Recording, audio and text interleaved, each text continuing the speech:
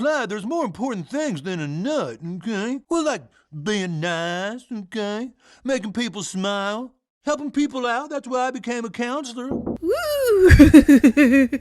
It just keeps getting better and better, don't you think? But, we have to wait another week? I love reviewing South Park every other week. Oh, wait a minute, that used to be my system. I'm back to the basics, baby.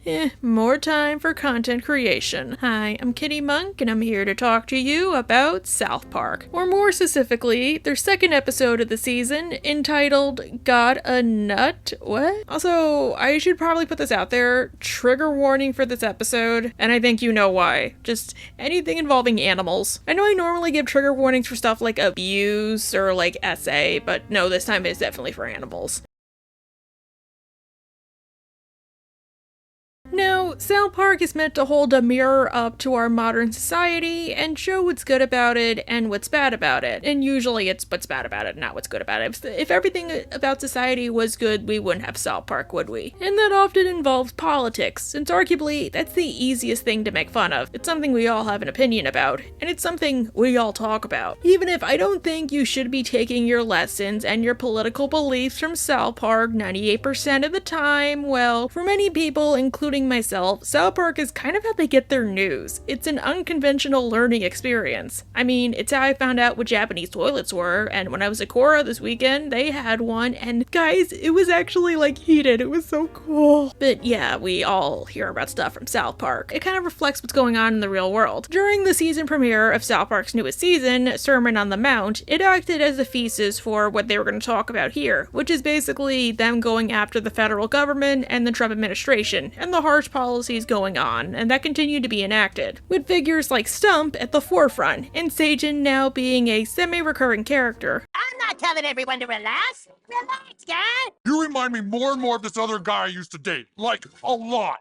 Like, you guys are exactly alike. Oh, just like I wanted, Satan. This episode continues that trend, this time focusing on the kids and the teachers adapting to these new changes, and making changes of their own in an ever-changing world that honestly makes South Park look normal by comparison. While I don't like it as much as last week's episode, well, it is still pretty funny, and it does what South Park does best, making fun of public figures and making fun of their lack of media literacy and self-awareness. And on top of that, also educating the public on stuff we might not know about, and figures we might not know about, but who actually do exist and are crazier than any cartoon could possibly make them out to be, both their actions and their appearances. Look, okay, we have a lot to talk about, and I just want to dive right in, so let's discuss. The episode opens up at South Park Elementary, and wow, Jesus is still there, likely still afraid, and likely still encouraging people to eat the bread so they don't end up like Colbert. Yeah, well, guess who owns CBS?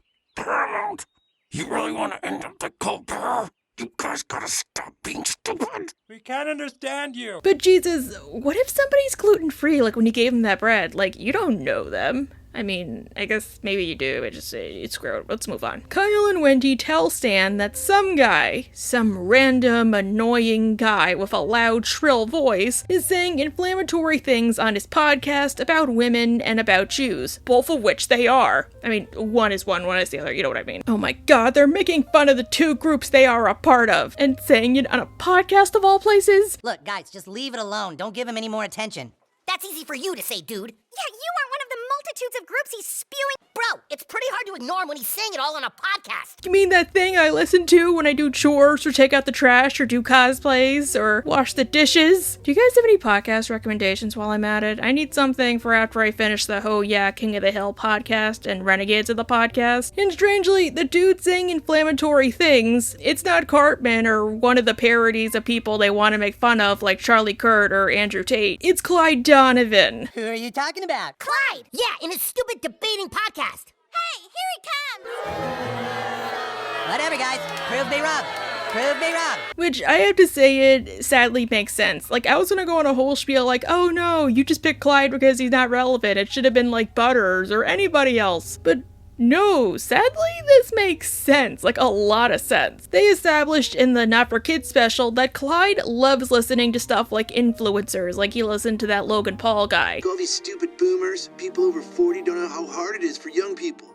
Yeah. Like, yo, if you guys feel the same way, just leave a comment down below and smash that like button. So he likely knows how this system works of like monetization and saying inflammatory things in podcasts, because honestly, I have no clue how podcasts work, so I'm like the wrong person to talk to. He likely also knows how to get subscribers, or make it seem like he subscribes to this mindset when he probably doesn't, or he doesn't as intensely as you're making it. Because yeah, I'll be honest, in real life, I am as crazy as I seem on YouTube, if not crazier, but a lot of this is partially an act, I hate to say. Like, you guys do not know the real me. Plus, the future specials would acknowledge that Clyde kind of becomes a loser, like a kind of weird, toxic conservative you only really see at Thanksgiving, very reluctantly, if at that. I'm immunized. Hey, I just need to see the research first, you know? It's been 40 years, Clyde. That's enough research.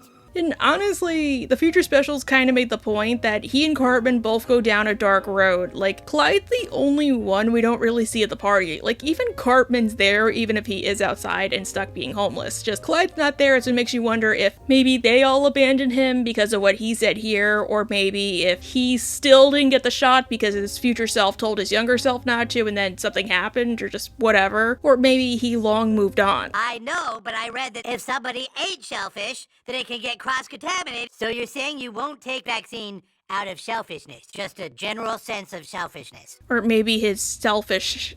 Okay, shellfish. Maybe his shellfish allergy caught up to him. Plus, I hate to say it, but Clyde has another reason to hate women, which could possibly get him into those types of people. His mother and his stepmother are both people he very much dislikes. His stepmother even made the point she paid influencers to, like, influence him. They all have cred, but I have zero cred because my dad and his stupid girlfriend think it's bad for me. Why do you want to be like all the other kids? Shut up, Janice, you're not my mom! And before Betsy's death, Clyde was shamed by his mother for making like a normal mistake. Like an annoying mistake to be sure, but a mistake nonetheless. That from his perspective, most guys probably do at least once. It's up because you left it up. Again! We've been through this countless times, Clyde! Okay, Mom, just not in front of my friends, okay? No, not okay, because you aren't getting the message! Should he have been doing it? No, but it's forced a habit, like old habits die hard. And she didn't just do it to him at home. She did it to him at home in front of all of his friends. And she also did it at school and in a public place. Betsy, come back home. It's just not that big a deal. No, Roger, it's a disgusting habit, and I am sick and tired of it. If I had sat down, I would have gotten toilet water all over my... And then the entire town, or at least the female side of it from his perspective, humiliated him even further about this tragic event by saying it's his fault, and his mother's blood is on his hands, or rather on his wiener, aka his male part. He'll never see her again because he couldn't take that 0.6 of a second to put the toilet seat down. Now little Clyde's mother is dead, and the blood is on his... When the episode makes the point that, yeah, it is partially Clyde's fault, but it's also his mother's fault for not checking. Well, the one time the girls paid attention to him, aka girls his own age, it was in the episode The List. And they make the point they didn't really care about Clyde. They only did it because his dad ran a shoe store, so if they dated him and buttered him up, well, they would get free shoes. Now his life will be about girls, buying them shoes. He will most likely marry very young, and not realize until age 40 that he's a total... Again, to him, it proved that women, or at least all those girls, were fickle and materialistic, and they just wanted him for one thing and one thing only. I'm just saying, like, I hate to say it, while I don't justify or excuse this mindset because Clyde should not have a mindset like this at his young age, or even in general, I think this explains why Clyde became an alt-right influencer pretty well. He was the right, yet wrong kind of guy to be susceptible to this type of propaganda, or maybe he just had some feelings he was experiencing and he had nobody else to talk to but influencers. Which is why you pay attention to your kids' parents. To Clyde's credit, he does tell the people who are having problems with him that they should just debate him, which they don't want to do because that would just sort of validate what he's saying. Plus then he could, like, monetize them. Well, that sounds like a very female and Jew thing to say. If you guys don't like it, why don't you come debate me on my podcast? We're not indulging your stupid podcast. Yeah, screw you. And the thing is, podcasting to some degree is like YouTubing, I feel. Again, I don't have a podcast. I mean, I know people who have podcasts, but I don't have one. But from what I can tell, a lot of stuff does get edited out of podcasts, even if it's just background noise. I mean, when I make a video, if it's like a 30-minute video, it'll probably be 40 minutes, and most of that will just be like plain noises or breathing. Like, there's a reason audio takes the longest to do. And I imagine with a podcast, podcast that's like at least an hour long, it's probably gonna be like even longer. Like all the amount of breathing, all the amount of like incorrect takes. Just saying, like, you don't know what goes into audio editing. Like, even Cartman says it later. Most of the time, he's incorrect, but he has to edit it to make him seem like the good guy. I don't understand. I'm getting really good at this. I have my arguments down rock solid. These young college girls are totally unprepared, so I can just destroy them and also edit out all the ones that actually argue back well. It just feels so good. Fun fact, Cartman in this episode is based off of a guy named Charlie Kirk, a dude I did not know about until I watched this episode. I was only really familiar with, like, Andrew Tate. Why does he look like that? And when Charlie Kirk found out that South Park was making fun of him, he was ecstatic. He even changed his profile pic to Cartman with his haircut. Again, these types of people have no self-awareness, or they think they're winning by doing it. Like, Kyle said it best, you need, like, major mental gymnastics for this types of things. No, if anything, South Park is getting the word out about how much people like you suck. They aren't promoting your views. And he did react to the episode on his TikTok, and he coincidentally edited out that part where Cartman says that the podcasts are doctored to always make him seem right. So like the 9 times out of 10 that he's incorrect, well, there's that one time where he's correct. Almost as if he knows. Inconvenient to hear. Anyways, Cartman is pissed when he finds out that Clyde is the lunatic making this baseless podcast. Oh, not because he thinks it's offensive and bad and racist and all that other crap, but because it's Cartman's job, and he isn't getting popular off of it. What the hell do you think you're doing, Clyde? We're here speaking the truth about the Jews or the other privileged white class. That's my shtick! Knock it off, Clyde! You stole my idea! I don't know about stealing ideas. Again, this is the guy that you people consider your savior or look up to. The whole point of Cartman is usually to be the opposing party. If he is making fun of you or beating you, you did something in the real world that is majorly bad. Plus, honestly, I hate to say it, Cartman, like, has more skill at this. Like, he convinced a whole group of people to suddenly hate Jews without realizing they were hating Jews. He convinced a bunch of gingers to start hating, like, normal people, I hate to say it. I don't mean normal in a bad way. I envision a world in which there is no hate. A world where everyone is ginger. And so, we must gather together every child who is not ginger and exterminate them. Like, imagine what he could do with just, like, a little more skill. Clyde is forced to go to Mr. Mackey's office, and Clyde says that he's doing this because, well, to quote Clyde, he needs to make a nut. AKA, make enough money to, like, afford to live and everything. Hey, I'm just trying to make my nut, man. We got Xbox subscriptions, PS5, Steam subscriptions, Netflix, HBO, you want to order DoorDash? My nut's about $60 a week. And if you could do a podcast, then you could make your nut. Oh, now I get it. You're talking about being able to afford the cost of living, like how so many people, they might have one job, but that's not enough nowadays. You need a second job. Clyde, you're a kid and you're in the 4th grade. You should not be worrying about this, I hate to say. Unless something happened at home that you aren't saying, like your dad and his new gal pal broke up, or maybe one of them lost their job and now you need to help put food on the table. And I just realized as I'm writing the script that nut wasn't chosen because it's like, haha, nut. It's because it sounds like enough, like I need enough, or I need a nut to afford to pay my bills, my food, and to put a roof over my head. Mackey dislikes this new mindset and says that he should try and be polite to get the things he wants. Well, Clyde, there's more important things than a nut, okay? Like what? Well, like being nice, okay? Making people smile. Mackie, you've clearly never been on YouTube. The only way you get what you want is by saying the most inflammatory thing, or being as one-sided as possible. I mean, I try not to, but I know people who do, unfortunately. And now I'm just realizing, like, maybe to show Mackey's good or as a callback, he has a picture of his mother, like, right behind him. Which is sweet. He knows what he's talking about. He respects women. After all, it was a woman who talked him down from jump-starting World War III to cope with his midlife crisis. And yes, that was an episode. PC Principal. Power Christian Principal, yes? Yeah, I'm just saying PC Principal, I don't give a crap. Comes in to tell him that he's fired. Of course, he's fired. Government's doing away with needless spending in schools. Get your things. Last paychecks up front. We appreciate your service to this school, but the government's cutting back on unnecessary expenses. Well, what's more important than a school counselor? Oh, they're not only tackling that, they're tackling the massive cuts made to the government agencies in the name of, quote, saving money, and likely also how they're trying to do away with the Department of Education. The sad part is that as a rural town, yeah, South Park would probably be hit the hardest because they would likely be the ones that depend on government aid and services employees the most because of how isolated they are. And not to mention that Mackie getting fired, honestly, isn't as far-fetched as it appears. He's likely the oldest employee in terms of like tenure, like he's probably worked there the longest, which means he's likely getting paid more than standard employees. It would probably be cheaper to fire him and then hire multiple people to take his place and then still have money left over. It's just how it is. And they can't fire Garrison again, there's no one to take his place. And hey, he got fired and rehired. When you think about it, Mackie's probably been there the longest without getting fired. Schools have one counselor now, and he is the greatest counselor that ever lived. Thanks for everything, now pack your...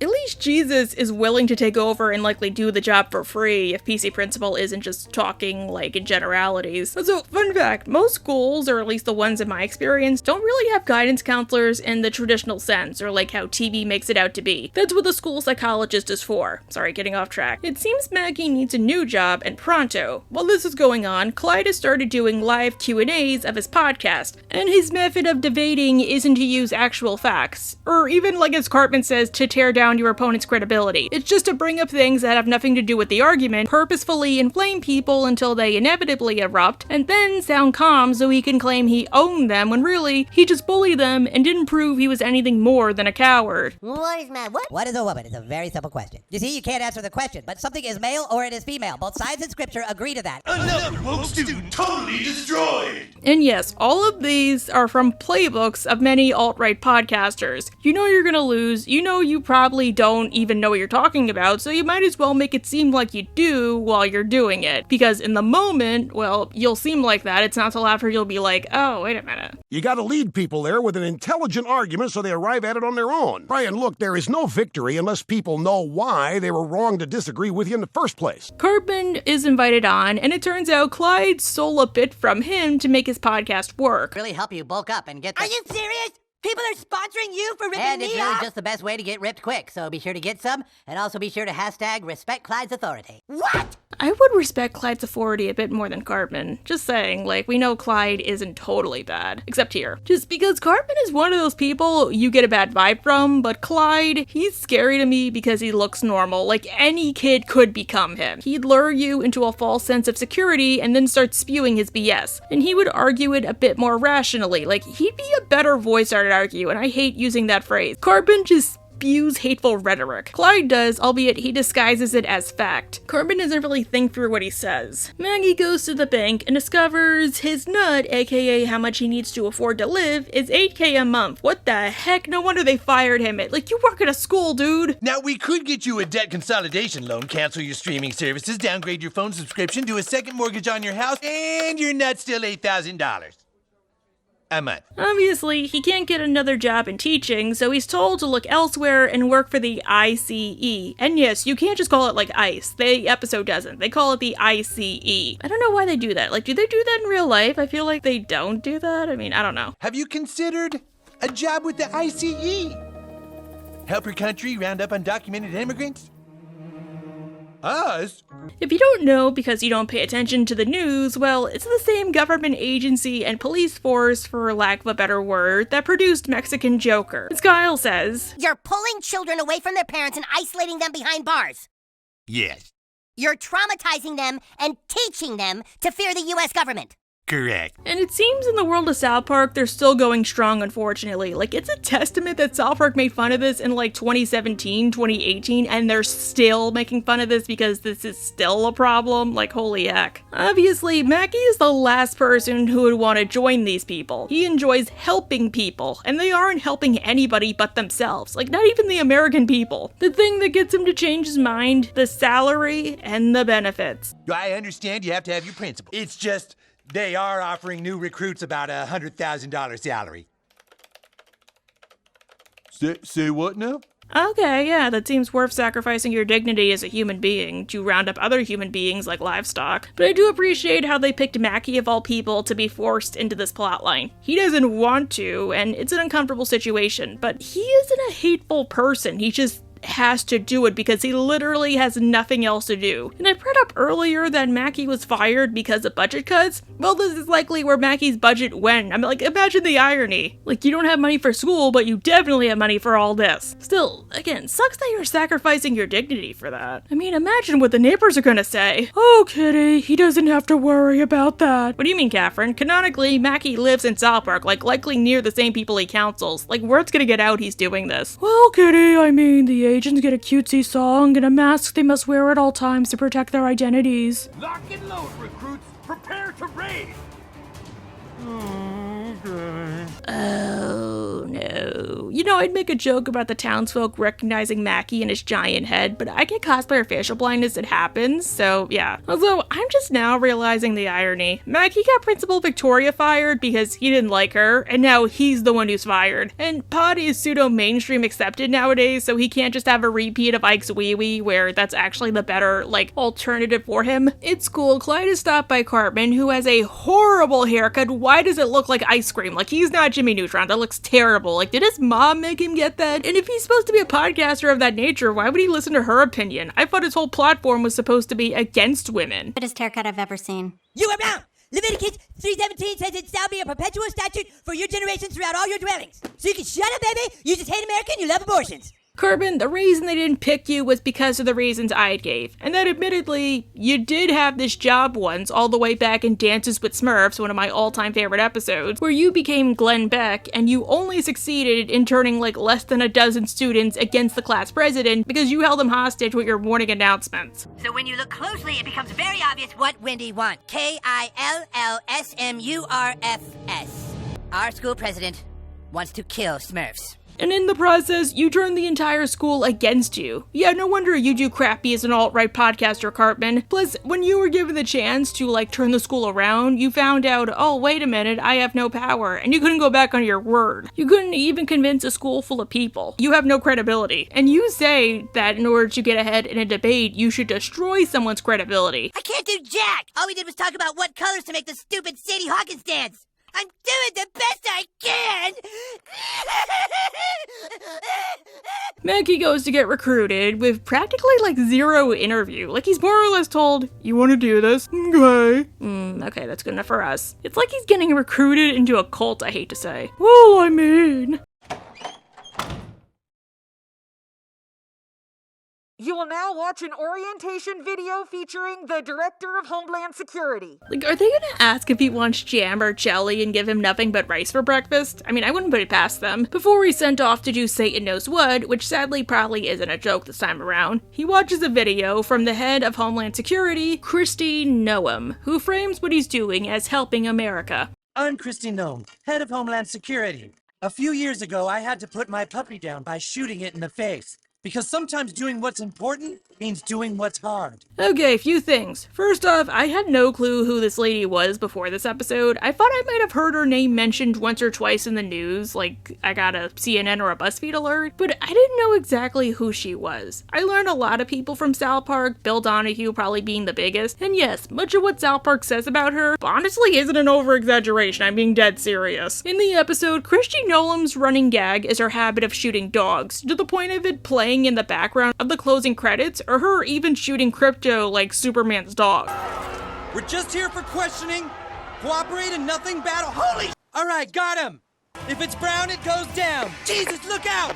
Admittedly, the joke is a little overplayed and a little overkill, pun not intended, but the puppy thing? Yeah, that's not something South Park made up to show how trigger-happy she is. Kristi Noem has admitted in real life to doing that and to still doing that to this day. Like, I'm not even kidding, she put that in her own writing. In 2024, she released an autobiography entitled No Going Back, The Truth on What's Wrong with Politics and How We Move America Forward, where among other contentious, inaccurate things you can Google on your own time, well, she admitted to killing her family dog, Cricket. Aw, that poor dog. That's a cute name, though. She wanted to teach her dog to behave by taking her on a pheasant hunt. And when Cricket quote-unquote ruined the hunt, because there's a big difference between a hunting dog and a normal dog, again, I don't know the difference because I don't have a dog, but I assume there is. If there is, tell me down below. She tried to use a shock collar to control her. What? Aren't you not supposed to do that? And when that didn't work and Cricket attacked some nearby chicken, likely because she was agitated, well, she figured enough was enough and that logically, for this blunder, Cricket had to die. Wait, what? I hated that dog, Noam writes, adding that Cricket had proved herself quote-unquote untrainable, dangerous to anyone she came in contact with, and less than worthless as a hunting dog. At that moment, Noam says, I realized I had to put her down. It was not a pleasant job, she writes, but it had to be done, and after it was over, I realized another unpleasant job needed to be done. What South Park left out, which I'm surprised they didn't just do it where she kills any animal, well, she didn't just kill the dog, she also killed the family goat. Noam decided to kill the unnamed goat the same way she had just killed Cricket the dog, but though she dragged him to a gravel pit, the goat jumped as she shot and therefore survived the wound. Noam says she went back to her truck, retrieved another shell, then hurried back to the gravel pit and put him down. At that point, Noam writes, she realized a construction crew had watched her kill both animals. The startled workers swiftly got back to work, she writes, only for a school bus to arrive and drop off Noam's children. Kennedy looked around confused, Noam writes of her daughter, who asked, hey, where's Cricket? And worse yet, when the story broke and the public was rightfully outraged, Noam posted a photo of herself and admitted to recently killing 3 horses in the same manner. Like, that's terrible. It's like she considers animals like nothing. Like, no, like, that's terrible. I don't have any words for it besides that's freaking terrible. I'm sorry if this is going on a little too long, but I always love how South Park is like this learning experience for me. Like, you see something, you think they're joking, and then you like Google and you're like, oh, wait a minute, that's actually not a joke. Like, sometimes it's like, oh, why is this a joke? Why do you keep doing this? And it's like, oh, wait a minute. So, to alleviate that, let's talk about Cartman. Cartman has decided to become his own alt-right podcaster and starts doing it on the toilet. Wait, I didn't phrase it like that. It's just, where else is he supposed to do it? If a pregnant woman is killed and the baby dies too, why is the killer charged with a double homicide? Well, but because people have different beliefs. And it's not about belief, it's about truth. Cartman, at least when I write scripts, I have the dignity to do them in the bathtub because I get my best ideas when I'm wet. Like, no joke, I've written full-on scripts, like, in the bathtub. And yes, they draw a comparison between debating and another word that involves the toilet and rhymes with debating.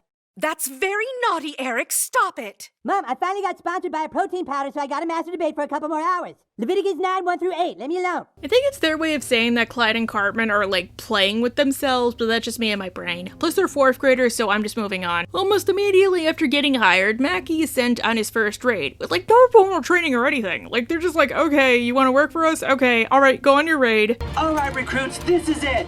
We're heading to a location that might be filled with illegals. Let's take these bad hombres down. Huh, guess baptism by fire, huh? Mackie's first raid is to Adora the Explorer and Go Diego Go show. Oh God, okay, I'm really sorry about this. It's just, I got a monthly nut, you know? I gotta make my nut. You know, I'm surprised the pair are still relevant enough that they're playing sold-out shows in the world of South Park, but then again, they also did Yo Gabba Gabba like 10 years after it got canceled. Plus, I think they can do it because South Park and Dora are both owned by Viacom, even if they're on different channels. I've heard some people say it's also their way of saying, like, listen, no show is safe from Paramount anymore. This raid has Mackie finally meet Kristi Noem, who aces her dog quota, and she's strangely impressed by Mackie, even if he isn't really doing anything. Like, is it because he's like the new guy? Like seriously, he's the definition of just trying to do his job because he has nowhere else to go. Like, he's not a model soldier or anything. Did a good job in there, soldier. Okay, thank you, Captain. I know it's tough doing what's hard, but we could use more men like you on the side. Whoa! Wait a minute, did you just say just doing his job? Well, yeah, that's what he's doing. And with that sentence, you lost the right to even talk to me. You know, it's a tragedy they took Doctor Who off of HBO Max. Then again, it's HBO Max. I could see them treating my joy the same way this lady treats dogs. Funny story, Kristi Noem actually has 2 running gags in this episode. The first one is the thing with the dogs I mentioned. The second is her face. Her horrible, ugly face that makes Wormy from SpongeBob seem bearable. And I don't want to keep saying it because she's a woman. I do think that's low-hanging fruit, but hey, I have to. With copious amounts of makeup and Botox, her face falls off. And it does quite a few times.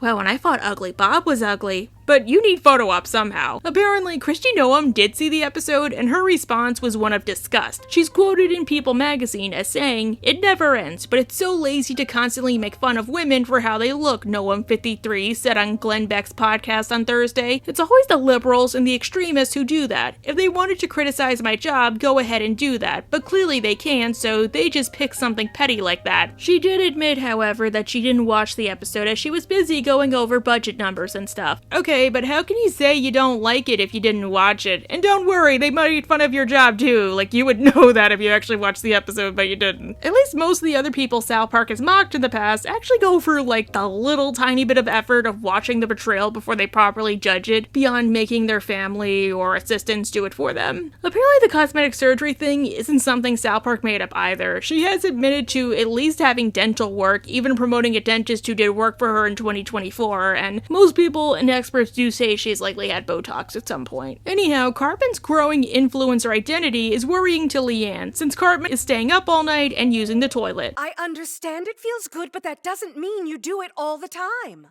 I'm sorry, Mommy. Put the computer away and leave those poor college girls alone. Huh. Figured you'd be happy this time around considering how this is generating money. Wait, is Cartman ever actually earning money on this? Like, do they ever actually say it? Like, imagine. Because if not, then his mom might have a point. Because Clyde was only doing this at first to make money. Like, I doubt he believes any of this stuff. Like, Cartman's only doing it for the attention. During a protest in Denver, somebody makes a comment which... In these raids are kind, hardworking, deeply faithful people who care for their families. I have no doubt that there are many, many Latinos in heaven. And rather than realize this is a generalities types of deal, like he probably doesn't actually mean it, well, Maggie's bosses take this as a tip to go to freaking heaven, which I feel like they could do considering Satan, and round up anybody there they presume to be undocumented, in heaven. Whoa, this is bad. Okay. All of whom are dark-skinned Latinos without at least checking their legal status. In freaking heaven. I just need to ask you some questions, okay? Make sure you're legal. How did you get into heaven? I was really nice to people, and I helped various charities. Like, your authority is in the US. I don't think you should have authority, but your authority is only in the US. But that is good satire, though. Wait, but where's the chocolate chip factory? I wonder if Hasbin was influencing them, because I could kind of see this with Adam in The Exorcist. Kristi Noem is further impressed by Mackie for some reason, and recommends him for a bonus to cover his living expenses. Only good thing she does this whole episode, kind of. Handing out bonuses to recruits that stand out, and I'm gonna recommend you for the next... Oh! Grab it! Later that night, there's an award show for alt-right podcasters where the recipient will get a statue and an all-expense-paid trip to a luxurious resort. And the award goes to Clyde. He has proven himself the true champion. Please welcome the best young master debater of our time, Clyde Donovan. Clyde! Cartman, your podcast sucks. You're Cartman, and you have no pizzazz, no food, no water, no atmosphere. But this is the last we see of Cartman in the episode. Like, there's no real resolution. He doesn't drop it on his end, oddly enough. Just saying. Like, Clyde does drop it, but Cartman is just, like, taken out, kicking and screaming. No! That's my trip to a 5-star resort! Come on, Eric, let's go. You all stole my stick! Yeah! I mean, maybe they're gonna do something with it next time, or he's gonna spend the whole season seeing how things go, but I don't know. At the bank, Mackie learns that he is earning more, but earning more means his cost of living is going up, and word of this magically makes its way back to Kristi Noem. That was only $8,000 a week ago. Right, but you got a good paying job. You see, as you make more money, your nut actually gets bigger. How is that possible? Her recommendation worked, and now he's being sent to Mar-a-Lago, which is the presidential resort, which is basically just for the one president, not for all of them, unfortunately. We have orders to get you on a plane. The president wants to thank you personally. Congratulations! He's invited you to Mar-a-Lago. Mar-a-Lago? Wait a second, I just got what they're doing. I know where they sent Clyde. Mackie is sent to the same resort where Clyde is likely staying, and he meets Stump, who wants to thank him personally, along with... Relax, take a load off. Both. The plane is here from Immigration and Customs Enforcement. I know, stupid, let's go. what the hell is that thing, and why does it sound like Dr. Alphonse Mephisto, who actually is cool? Well, South Park is like acing it on the callbacks this season, aren't they? Since when Dr. Mephisto was around, he did have that little guy with him, Kevin. Funny story, unlike Kristi Noem, JD Vance actually did love his portrayal in the episode, taking to Twitter to write, "Well, I finally made it." Oh, dude. South Park has something planned for you, I hope. Another funny story, well, last episode, as you might remember, South Park was criticized by the Trump administration for making fun of them, with the administration releasing a statement saying that South Park is irrelevant. I mean, guys, look at how irrelevant they are. I mean, look at how irrelevant it is. It got them to write a whole post saying about how irrelevant they are. Like, look at how much it clearly hasn't gotten to them. Really, I hate to say it. And honestly, it would have been better if they said nothing. But after it was announced that episode 2 would focus on ICE, well, ICE itself took to Twitter to post a screenshot of the episode as a way to encourage people to join. So South Park shot back and wrote, "Wait, so we are relevant? Hashtag eat a bag of..." It just keeps getting better, and I love how South Park isn't afraid to take people head on. It's my honest belief that, like, if they just said nothing, then South Park would have let them alone, and episode 2 would have focused on, like, Taylor Swift or something. They have even said in the past multiple times they don't want to make fun of the administration anymore because, hey, all you're doing is giving them ammo, loading up the gun, and putting another bullet in the chamber. And you just know as well as I do that such a feud is going to continue until the season ends, and likely even after considering the Paramount Plus specials. Because we have 2 Paramount Plus specials this year, guys, and there's also next year. So happy fall and happy winter. Maggie learns he was sent to Stump in order to become the new face of Homeland Security, because Kristi Noem doesn't have one, obviously. To make you the new face of Homeland Security. But, Mr. President, I thought Kristi Noem was the face of Homeland Security. Well, she was, but her face freaks me out. So what do you say? And let's be honest, Mackie didn't do anything, so that just makes him a more willing target. Stump can use him as he pleases and just treat him as a scapegoat when he does a bad job. Kristi Noem kind of made that her whole identity. However, first Mackie must prove himself by doing inappropriate things for Satan. Oh, God! I just want to go. This place is gross. Would you like me to apply the baby oil to Satan's boss? Oh, okay, look, I think there's been a misunderstanding. I wonder if this is Stump's way of being nice to Satan, or if this is how he treats all of his potential employees or underlings. Like, oh, you want to get far? Well, first you gotta pay the piper. Mackie escapes, and he wanders around the complex, finding all kinds of horrific things. Oh, God, Dora the Explorer, excuse me. A friendly reminder that Dora is a literal child, so yes, this is freaking disgusting, and hypocritical when you get down to it. One of the reasons why Stump had undocumented immigrants rounded up was because they were supposedly stealing jobs. They took our jobs! So let's have them effectively perform slave labor this time around. That'll clearly help the problem. How dare you try to survive, Dora? Dora is stealing jobs from the underprivileged despite being a literal child. Eventually, Mackie finds Clyde at the complex, alone and afraid, and notices he's by himself. Not right now, sir. I've kind of had enough. What are you doing here, young man? Just trying to make my nut, sir. Didn't really want all this. One thing I wish the episode did point out, though, was that Clyde actually does have a group of friends, or a friend group of his own. And when you get down to it, all of them are part of marginalized groups. Tweek and Craig are in a gay-presenting relationship, Tweek himself has a mental illness, Token is black and has made a point about activism in the past and standing up against bigotry, Jimmy is disabled, and on top of that, he's a journalist who's all about presenting the truth, warts and all. It makes you wonder what they're thinking of Clyde now that he's going down this dark path. Did he say something that got them to leave him? Was Clyde trying to use them as shields against criticism? Did he cut them off because of what happened? I get it, they don't have enough time to show it, but I would have loved to have seen that part covered. Like, it would have been worth not having the Cartman subplot. Clyde is genuinely apologetic, and Mackie gives him some good advice. But if you're doing something you don't really believe in, just to make your nut, you're gonna find that you just get sadder, and your nut just gets bigger. Sadly, this advice gets to Clyde, but not in the way Mackie intended, since Clyde doesn't know who he is. Do you know who he is? You need to know who he is. Who are you?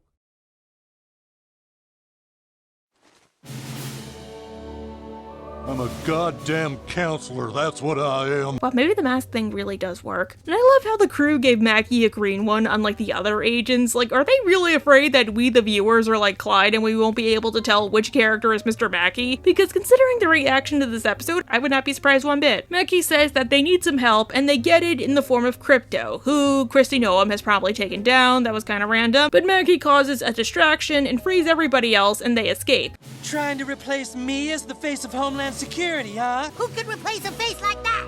Think I can't handle myself because I'm a lady with good looks that drives men wild? And the episode ends with the remaining residents of Mar-a-Lago gathering around in a song. And that's it. Got it! We got it!